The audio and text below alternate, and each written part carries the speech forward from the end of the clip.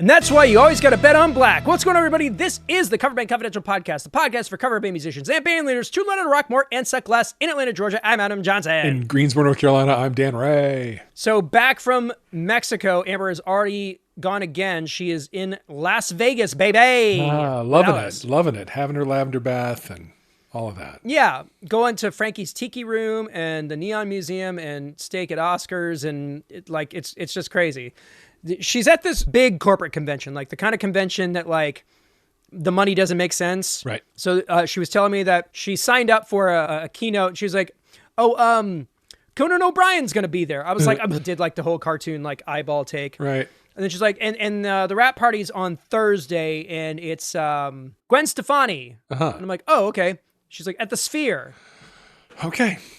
So, something like just low key. Yeah, no big deal. No big deal. Yeah, just like a lounge act, nothing major. Yeah. So, she's doing that, and I'm here With the kids. And me. I've got a concert to go to tomorrow night. Okay. Solo and ensemble finalists for high school. Going to see our eldest at the Sphere. do his close to high school that he attends. Sure. Yeah. Pretty like apples and oranges, really. Yeah. No, more like apples and apples when you think about it. I mean, it's so much like the Sphere.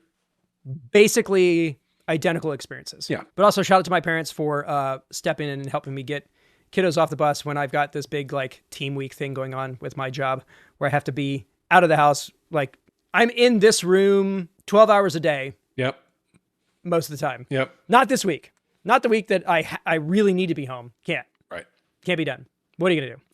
What about you, man? It is, life is continuing apace. We are still doing 4 days a week between the gym and the PT and feeling stronger every week. I did have a conversation with my band on our Slack channel. It's been, I've been out of touch. It's weird how recovering from the surgery is both totally boring and totally consuming. Mm-hmm. It's really strange. So we're going to get together, have a beverage, catch up, kind of plan. I'm still in the place where I have another foot to do. Yeah. And so, like, the idea of getting this band stood up. Also, by the way, the last thing that happened in the band was our bassist quit. I do have somebody on tap to replace him who will be pretty great, but getting another bassist stood up and getting momentum going again for me to go into the knife again, just like the timing of it's just hard to picture happening. So I plan to say to them, like, look, I don't mean to hold up your whole, year and a half here. If you have some opportunity to play that you want to take, like, absolutely no hard feelings. And if you are still in the market when I'm ready to go again, that's great. I do have, I think I said last week, the Porch Fest gig booked, which is just a 45-minute set. And I think that's about the right size of thing to aim myself at. It is the first Saturday in June. I will be just back from an out-of-town conference, which will be my first one of those. So we'll just see how that all goes. But I think I'm definitely feeling stronger week after week. The progress is really clear. And so, we're headed there. Fantastic. Yep. So let's see. Other like band stuff. This week has been really strange. It seemed like there was all of a sudden this like deluge of stuff coming in where things have been kind of quiet, but it's all been like super last minute. So on Friday night, I get a text from an agent who we've worked with in the past, and he was like, "Can you play tomorrow night?" And I was like, I don't know. Let's find out. Maybe. Yeah. Yeah. So I send a thing out, and I immediately get a specific no. And so it's a matter of if I'm down a person, okay, maybe we can make it work. And then I get a second no. And so now I've got two pretty important roles that aren't available. So I now have to go to my first call subs. First one was a no. Second one was a maybe. Third one didn't hit me back in time. And so after going to Chili's and having the $6 Rita of the month, which is the Kelly Kapowski margarita, because we had to go and get them because they have the like the retro swizzle sticks with them. So we got those, obviously. I mean, it was a corporate card, outing. It was Is it even a question? Research. You had to. Yeah. I didn't want to leave the guy hanging. And so after about an hour and a half, I was like, hey, I don't think I can make this work. I hate turning on work, but I don't want to leave. Like, I don't want you waiting to hear back from me. So let's just go ahead and call it. They were totally fine. Was like, no, I'm so sorry. It was late notice. We just had, something come up. That being said, the weather on Saturday was abysmal and we would have most likely gotten rained out. So I was pretty bummed about turning it down. And then my bumness got slightly adjusted when I realized that it probably wouldn't have happened anyway. But on the heels of that, we got another inquiry where again, we haven't had a lot of stuff in the immediate future, but we had some dates that were already booked at the end of May. And a return client, somebody that we've worked with before, hit us up, and they're a fantastic group to work for. The pay's incredible. The workload is usually pretty light, and we work really well together. And they asked for one date that we were already booked. And I was like, I actually went to our guitar player who had booked the other client that night. I was like, is there any way you could ask them to push? And he's like, this is a thing that's kind of been in the making, and it's more of a community driven thing. The press has already been released. There's nothing really to do about that. And so full disclosure, this is a multi-million-dollar, practically billion-dollar entity. Mm-hmm. And I had to send them an email saying, yeah, no, we can't do that because we're less than 3 weeks out and we're already booked. Is there any flexibility in your event? Yeah, why not? And that felt like a wild ask. I literally felt crazy typing it out. I was like, is there any flexibility in your itinerary where we could potentially make this work? Because we're already committed and I can't move it. Fully expecting that that's it, let bygones be bygones. And I'll be dipped this morning if they were like, what about Tuesday? And I was like, well, what about Tuesday? So I sent out a psychotic email and text message to everybody in the band. It's like, hey, this thing is moving. We have to make this work. Figure out Tuesday. They moved for us, which is insane. Yeah, there's no reason that should have happened. And listen, after all the L's that we've been catching with stuff, a W like that felt pretty amazing that they were willing to, move their thing around just to accommodate us. That's unbelievable. For sure. So that was really cool. Other than that, we're pepping and talking about kind of bigger picture stuff. We'll get to that later on. And that's pretty much where we're at. So, feeling good about the way things are going. And it just seems like the stuff that we were kind of thinking wasn't going to happen it's probably going to. It's going to work out okay, but it's going to be kind of last minute, a bit more slapdash than we'd like. But we're already advancing dates in December and January of next year. So I think, good. We're okay. But the main topic of this week is definitely a part of that kind of situation. Well, let's get into it. Well, before we get into that, let's go and do a review. I feel like it's been a little while since we've had one. It has. And not for nothing, we've been celebrating these other major milestones, these big, moments that have happened on YouTube. And, we got another one this week, but it's at this point, hey, can you just hit me up when we hit 1 million? Yeah. 925,000 is cool, but So what? So this week's review comes from Punk RHS 2003. It says, best pod to help all bands. It says, I am in the cover band Taking Off Monday out of Cleveland, Ohio. I feel like we've talked to these guys before because Taking Off Monday is a take on Taking Back Sunday. Mm-hmm. But, at our age, if you take back Sunday, you're taking off Monday. You are. You know what I mean? Oh, yeah. Yeah. I've been listening for more than a year and still working to get through the back catalog. There is so much information in this pod to help every cover band. My main topic I would like to hear discussed would be about gig pay. You touch on it in certain episodes, but a deep dive on expectations would be greatly appreciated. So big thanks to Punk RHS 2003 for the kind words. If you like your band, shout it out on the podcast, leave a review. We'll gladly we'll shout out Taking Off Monday. All day long. I'm assuming they are the premier pop punk and emo band in the Cleveland, Ohio area. Yeah. You know what? I'm going to give you one more. I can say with authority that Taking Off Monday is the best pop punk band in the Cleveland area. Now you can just take that. Yeah. Put that everywhere. Put that in your promo. Right. Cover Band Confidential said you guys were the best. That's right. The very best. So, yeah. If you need promo material, that's what we're here for. We will say anything. We will do anything. We're literally your talking monkey. Yep. You ask us to jump, we'll do it.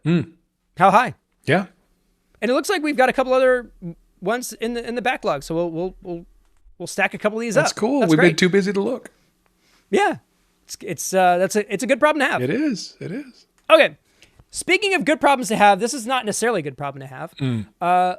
But it is the main topic that I want to get into this week. So the running story, at least what I've been telling you guys, is that, with the way that things are, our business inquiries have definitely dropped a bit. Now, my thought process was, well, the private party stuff is going to probably drop a little bit, but maybe we'll get some public dates, some municipal things, and, we should be fine. It's not that big of a deal. And what has started to show itself over the past few weeks, because we're basically at the beginning of the summer season, so most of the outdoor concert series events have been announced, and we've got a couple of things going. But the thing about being in an Eras band is that there's a spot in most of these things.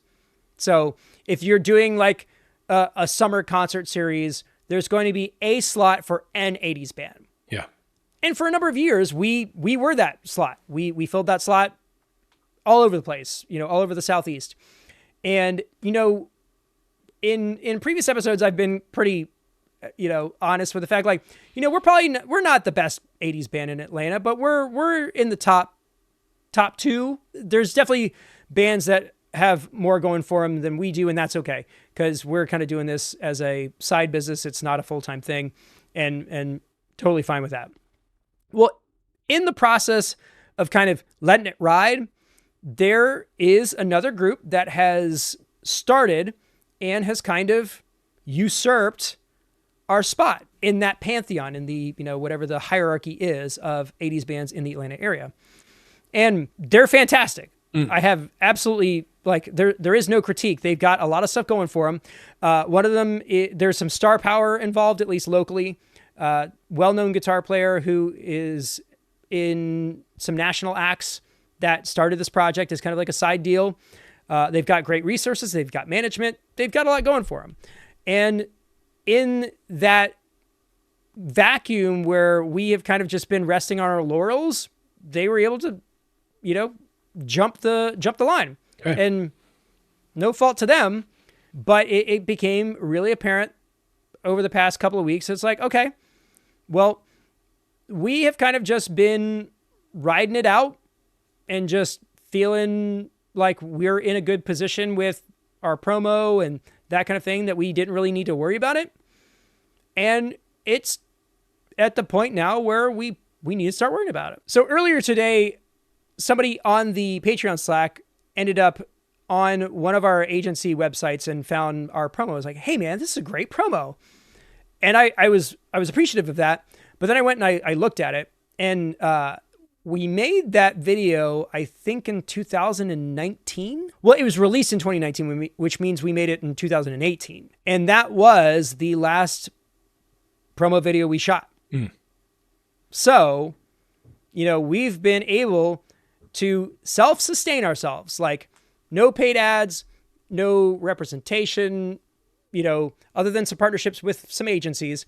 We have been a fully self-propelled, word of mouth, cash positive business. Yeah. And I went back and I watched it, and it's a perfectly fine promo. There's nothing wrong with it, but I am fully clean shaven, which I have not been literally since 2018. And it is showing a version of the band that no longer exists. The lineup has changed considerably. Yep. The look has changed considerably.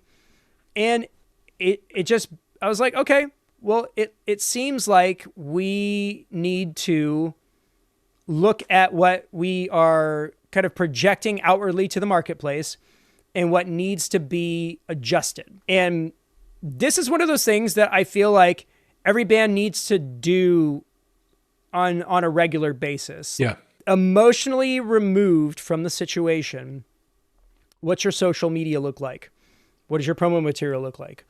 What does your calendar look like? Like, take all of the front-facing components of your brand and try to look at them from an unbiased perspective and look for opportunities and of things to change and where stuff needs to be updated or fixed. So that's where we're at. Okay. Well, that's interesting. As you said that, I realized I've been in startup band mode for so many years in a row that I can't quite imagine having my sales and marketing and system just on autopilot the way you describe it. It's unfathomable to me. I do have a question. When you say this band has taken your spot, what's your evidence? What are you looking at to know that? Well, specifically looking at things like municipal public events. I'm looking in our local market. Every city's got one of these outdoor amphitheaters and they do their summer concert series. And the first kind of inkling was that the venue that we played the year before, they were like, we're going to do a new thing. I had mentioned that in a past episode. Yep. And they went with this band. I was like, okay, that makes sense. And then I looked at another city that we had done that for, and they had also picked that band. And so I went and looked at their calendar, and basically for the next 3 months, their schedule is exclusively outdoor municipal concert series. And you've formerly in previous years been in some or many or all of those? Oh yeah, absolutely. It's a really great way to build the name of the group out because For sure. There's no barrier to entry. People are there to hear the music that they want to hear. You're just the thing providing it. But out of those things, a lot of leads come through and it's ultimately, it's a good partnership to have. And there was a period of time where we were traveling a lot, in partnership with a lot of these agencies that like there are agencies in our area that do nothing but these events. And so by partnering with them, we were able to, pick up a lot of road dates and, play in front of a bunch of folks and, just kind of spread the word, which has been fantastic. And that has kind of slowed over the years. And I feel like it's primarily because it doesn't appear to them that we have anything new to offer. Right. Which is not true, but because we have rested on our laurels, we have not kind of kept our face and name in the forefront the way that we need to. Yeah. So what that looks like for me personally is 3 things really. So it looks like a repertoire thing, which kind of turns into like a show design thing. Okay. So more than just like what the songs that we're playing, like how are you presenting those songs? Like production things that we can add or other components that we can use to enhance the stuff that we're already playing. It looks like social media, which, I admittedly have not kept up with the way that I should. And it looks like promo material, putting some money behind getting a new video put together and focusing on that, intently. So between those 3 things, that's kind of what I feel like we need to spend the rest of the year focusing on. I'm zeroing right in on the first one. Okay. Content. What differences do you see you want to make there? As far as like the material goes, like there are just some songs that like we're not able to escape. Like we got to do them. For sure. So the thing that I feel like makes us unique in our market is the dynamic of the 2 vocalists, which of course are me and my wife. Right. So what can we do to enhance that performance? We're really proud of the moments that we've organically generated in some of them. Well, how do we add to that? How do we take songs that we aren't necessarily doing something like that and make it happen? I've thought about, what it would look like if we added another guitar player so I didn't have to play guitar at all. What would that look like on stage where you had 2 lead vocalists that were unencumbered, Yes. What could you add show-wise with that kind of lineup? And not to toot my own horn, but I have a show choir background. Like we could put together do some stuff, some pretty snappy choreography. You know what I mean? Yeah. Yeah. I mean, that's a thing. Choreography is not really a thing most bands do, right? But it adds something. It's an additional thing, So there's that. it's the lighting, of course, we've been working on that intently. Yes. Speaking of which, I've been teasing this both lighting review. Well, guess what? It's in the can. Sweet. Finished it. So it'll be out in the next week or so. But beyond that, like, it's video. Like, what kind of video component could we add? I did get one of those inflatable screens. Could we implement that in certain situations? If we're playing in front of an LED wall, could we put the music videos or some sort of cool visuals behind us? Like, could we put the show more on rails where in between songs there are interludes that include, stuff that we're not doing right now? It's basically like thinking about this as a production. If this is something that like you're selling to the marketplace, like, what does that package look like? How could you make it more appealing? And it's really about finding the unique value prop that this lineup can offer in comparison to the other groups in the marketplace. Yes, that was, you took the term right out of my head. As a product manager, USPs, we call it unique selling proposition. What is it that you uniquely offer that nobody else does? And you're spitballing some good thing. I think you're headed down the right idea path here. Yeah, so beyond that, it's looking at other songs that we haven't added. I've definitely thought about, this kind of dovetails into the whole social media thing. There's been this kind of idea rolling around in my head about doing some YouTube content or some video content that we could put out on other platforms about songs that we can't do. So like doing cover versions of songs that we wouldn't play. So, top of that list, Satisfied by Richard Marx. 100%. Number two, Dead Man's Party. Yep, that would be another one. Just songs that don't necessarily like hit live. Yeah. Head over heels. Like we were talking about a couple of episodes ago. Yep. So thinking about songs that like didn't necessarily make the cut, but like we absolutely love. So, or like guilty pleasure songs. I think it's kind of funny to take the concept of an 80s band and then like take an 80s song that you consider a guilty pleasure, and you're in the freaking 80s band. Like, right. How deep can you go? Yeah. Yeah.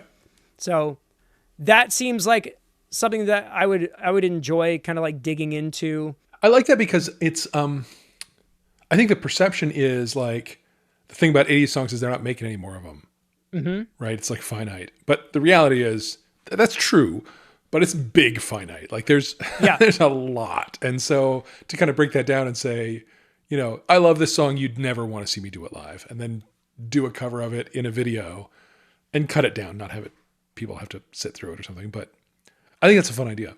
But beyond that, I feel like it shows the general public that this isn't just like a gimmick or a shtick. You actually are a student of this era. Yeah. And you love it to a degree that they love it too.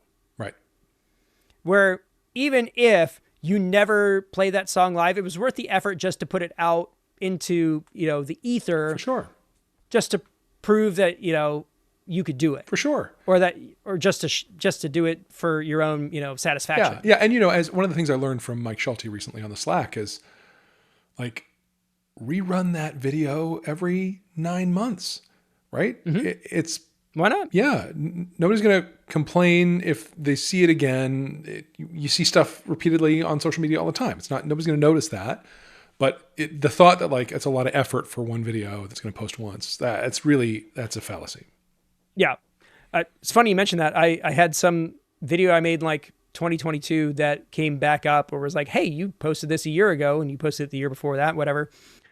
And it's literally like, it's an 8-second video. And I posted it and 100,000 views, just like that. There you go. If it works, it works. No need to overthink it. So moving into the content stuff, we have got to be better about posting to the socials. And it seems pretty simple when you think about it. All you need to do is put stuff out that reminds people that you exist, shows stuff that you've done that's cool, is in the ether of the whatever it is that you're covering, and builds engagement. The challenge is the discipline to be able to do it consistently. And at this point, between 5 bands, 2 podcasts, and just whatever, I'm not the person to do it, unfortunately. So I've had this conversation with a couple of people in the band already, kind of talking about what we need to prioritize. And actually, a year or so ago, Moskowitz sent you and I the band leader like spreadsheet that kind of breaks down all of the tasks and all of that stuff. Yeah. So in our next kind of get together, I want to pull that out and be like, these are the things that we need to do in order to be like operational, like on the ball, like success oriented. What of these things can you do? So I've already hit up somebody in the group about taking over on socials. They seemed game to do it. It's just a matter of giving them access to the tools that they need and the resources that, they could use to do that, and showing them basically how to schedule them and all of that stuff. I think it's pretty feasible for one person to do, as long as that's the thing that they're supposed to do, right? And not the, 20,000 other things that have to happen beyond that. And how do you feel about, if it were me, I would have some control jangle. Trepidation? Going on about that. Yeah, something. At this point, I feel like I've got blind spots Okay. around this stuff, because it is very easy for the person who has been in charge of everything up to this point to see it objectively. For sure. Okay. What I see as cool is probably not the right benchmark. Yeah. It would be really cool to have somebody who is in the inner circle, but coming at it from an outside perspective to share those things. Yeah, that's certainly true. I completely get that. The other thing, of course, is, the times when I have been failing at something and unwilling to give it over to someone else because of some feeling of losing control. The reality is, like, I can choose control or I can choose it succeeding. I can continue to control it into the ground, right? Yep. Or I can take my claws out of it and hand it to someone who might, they're not going to do worse than me. They might actually have a chance at succeeding with it. And what if we give that a shot? Yeah. Like at this point, I feel like I just don't have the mental bandwidth to dedicate to it. For sure. And I told them flat out, I was like, this isn't about you being like fully engulfed, entrenched in the engagement part of it. Like, you don't need to be answering comments. You don't need to be doing any of those things. I just need somebody to put the stuff out, just to be consistent. And if we can do that, then that is just going to push us down the line a bit further. Yes. And keep our name out in the marketplace. Yes. So beyond just showing stuff that you've done and promoting upcoming events, it's just, you got to be a part of the conversation. And if you're not talking, nobody's thinking about you. So that's where we're at, and that's what we need to fix. And this seems like the best way to do that.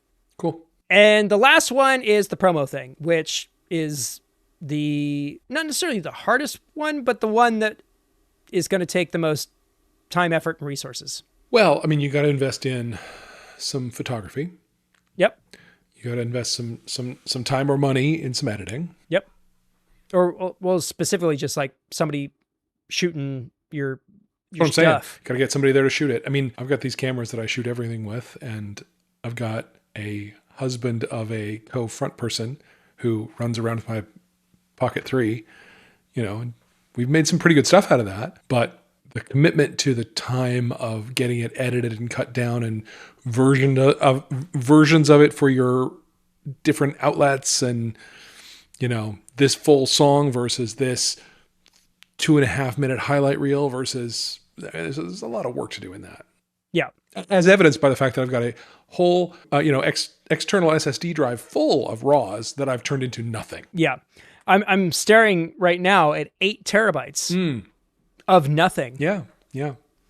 So, and this is like a decade's worth of nothing. Yeah.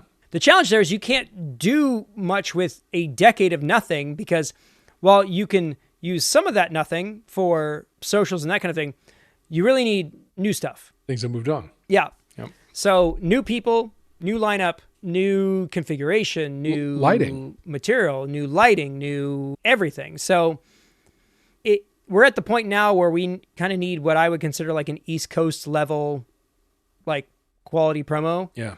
So some sort of like studio style shoot with, more equipment than I've got. Oh, and lighting way beyond what you're ever going to take to a gig. Yeah. Yeah. So some of that, and then like some sort of production-y shoot where you've got solid lighting and sound and that kind of thing for the stage look, and then a compilation of you doing the thing that you do in front of people. I've got the stuff you do in front of people part pretty solidly, because that you can reuse that stuff over and over and over again, but the other components need to be updated with the quickness. And not to just be like totally vain, but frankly, I'm about 20 pounds lighter than I was in the last promo. You want to highlight that. I'm feeling you. So there's a little bit of that too. 100%. So yeah, there's enough new around to really try and lean into that.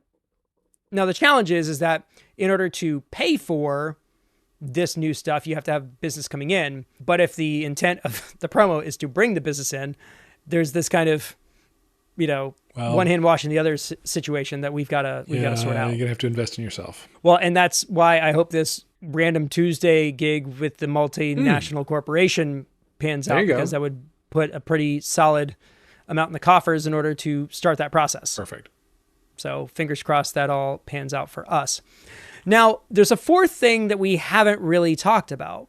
And it's something that I spoke with a bit with Joey, our guitar player, he's another one of these guys. He's a project manager. He's just got the right mindset for these kinds of things. And he's like, what if we're barking up the wrong tree at this point? So it's not the wrong thought process. It's very much an idea to look at, okay, what if this product is not what the market is looking for anymore? And if it isn't, what is another product that we could kind of turn this into?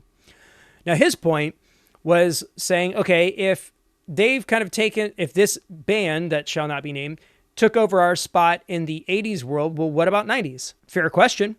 We have a 90s imprint and we've done stuff with it, and it's not as busy, but we've kind of used the 80s project as the financial engine to drive these other projects. Well, what if the 80s project isn't the engine anymore? Do we pour the time and effort into the 90s thing to get it as solid and as polished as the 80s thing? Yeah. Would that be worth it? Fair question. Fair question. Listen, as a product manager, I'll tell you my just instinct on this. The fact that this other band is having success means the market's not uninterested in 80s. Sure. Right? Yeah. It's not like the market's moved on. The question is, are you going to, in response to this competitive threat, are you going to cede ground? Are you going to abdicate, right? In a marketplace that clearly still wants to buy what you offer? Or are you going to develop your unique selling proposition such that you are in a better competitive position? Right. Now, I would also argue that those things aren't necessarily mutually exclusive. They're absolutely not. There was a period of time where we kind of got into this mix where we're doing kind of 80s and 90s on the same night. We did this event called Fanny Pack Friday where we were kind of doing an 80s, 90s kind of melding, and it went really well. It was a very successful concept that, returned dividends for us. So I think there's some there. Yes. I'm not entirely ready to, throw the baby out with the bathwater, but it is a way to take what you're already doing and put a little sheen on it in the marketplace. Yeah. Yeah. And standing up an 80s, 90s project, polishing, perfecting, versus whatever you need to do to get the 90s project as clean and perfect as your 80s project is, probably you could, you're closer on an 80s, 90s thing than just a purely 90s. Arguably half as hard, I would say. because the other part's already done for There you go. So there's that. And It's also true that you double your nostalgia age group target by doubling the decades you're talking about. Sure. Makes you more sellable, makes you more versatile. Now, the other argument is around the live band karaoke thing, because at this point, I think we're literally, as far as like future bookings, we're about 50-50 with like Era's band karaoke band situation. Could you lean all the way into that and have that be your main thing? We could. I just don't know if I want to. I'm with you. It's definitely... It's hard. It's weird because it's simultaneously less work and more work. Right. Because if your aim is to be a karaoke band, you don't have to necessarily play at the level of expertise and proficiency that an Era's band does, but you need to be able to think on your feet and be flexible. Yeah, and there's a ton more crowd contact. Yep. And so it changes the kind of work that you do. It changes the kind of like opportunities that present themselves. But weirdly enough, like the corporate live band karaoke like arena is very busy.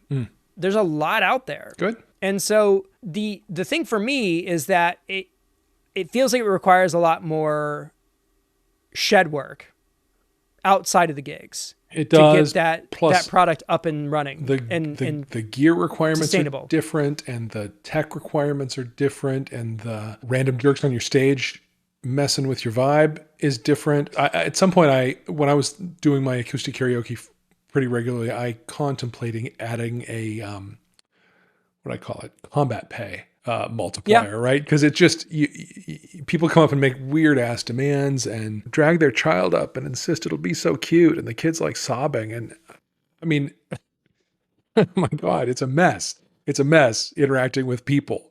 People are horrible. So, and karaoke is going to be all about that. So you know, there's that to deal with too. As an extrovert, I'm saying at karaoke, people are horrible. As an introvert, it's literally my nightmare. Much more, so much worse, 100%. But it is one of those environments where magic can happen, and electricity is always present. For sure. And I now have my acoustic karaoke regulars who make it great. Right. So that's pretty good. This is a weird position to be in because, like, I don't want this to necessarily feel like a pity party or a woe is me thing. Like, what I'm saying is, like, we have all these opportunities in front of us and we're just not sure how to go with it. You know, like it does sound pretty look, ridiculous. As always, your transparency and openness with me and with our audience is like, I mean, it's part of our vibe. It's part of our brand here in this podcast, is that we don't, pretend we have it all together when we clearly don't. Hopefully there are bands out there who are listening to this going, oh no. I've just kept the family friendly button on there in the podcast submission. But like, if you're listening to this and going, oh, I better deal with some stuff. Well, good. Mission accomplished. That's what this podcast is for. So, but you know what you could do? You could flip this entire thing and be like, here's how you make a promo video that will sustain your sales for 7 years straight. That's true. You've done great. You actually really did great. Let's not step over that.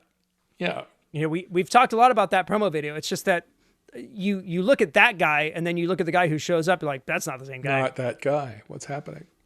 That guy has a sparkle of youth in his eye, and this man his clearly soul does has not. not been crushed by, whatever's happened since 2019. But his pants fit way better now. Digging the pants. So yeah, it's never fun to like look at your project from the outside and be like, it's not as good as it could be right now. Right. But the difference is that you can either ignore it and basically just let it peter out. And at this point, this project's been it just hit its 10-year mark. If it just kind of petered out, look, that's long for a band. You did it. Yeah, that's you long. did it. Yeah, 100%. And there's something to be said about like being satisfied with the work that you put in, but there's also something to be said about being kind of perpetually never satisfied. because it does compel you to adapt and adjust and innovate and continue. And that's the difference between bands that come and go and bands that have staying power. No, you're just like your country. You're young, scrappy, and hungry. That's what we're trying to do. So that's the deal. We're gonna spend this year retooling and hoping that with the rest of I don't think we're in any danger of losing stuff. Like I said, we're already booking out December and January of next year. Right. But it doesn't mean that we shouldn't put the time and effort into better ourselves and better position ourselves for the market. So that's what we're going to do. Love it. So I'm going to have to start looking at like studio spaces and or production companies that do this kind of work and see what it's going to cost. I thought through this a while ago and got a quote, and it wasn't an unrealistic quote. It was a lot of money, but I'm assuming that whatever it was back then, it's probably 20, 30% more than I would think it is now. I would think tariffs probably aren't involved, but who knows? No, but everything else is. Yeah. So unless I can call in some like serious favors, and who's to say, I mean, I probably could call a couple of favors in, but I don't have that much sway in this world. But onwards and upwards, that's basically where we're going here. Love it. So today is Cinco de Mayo 2025. Let's circle back Cinco de Mayo 2026. Okay. See how it went. Good. Because if nothing else, I mean, this is a community of people that is about accountability and, follow through. And so if things haven't changed or you're on socials, you're not seeing the stuff that you think you should, take us to task. That's what we're here for. Yep. So that's where we're at. If this struck a chord with you, let us know about it. Coverbandconfidential@gmail.com. Leave a comment if you're watching this on YouTube. We're all about this. Self-improvement, critical eye, tough love. Honesty. All the stuff. So that's what we're here to do. We're here to make you guys better, but also willing to, humble ourselves and expose ourselves to make ourselves better. Right. And that's all there is to it. All right, folks. Thank you so much for tuning in. Appreciate you sitting through this therapy session on the internet.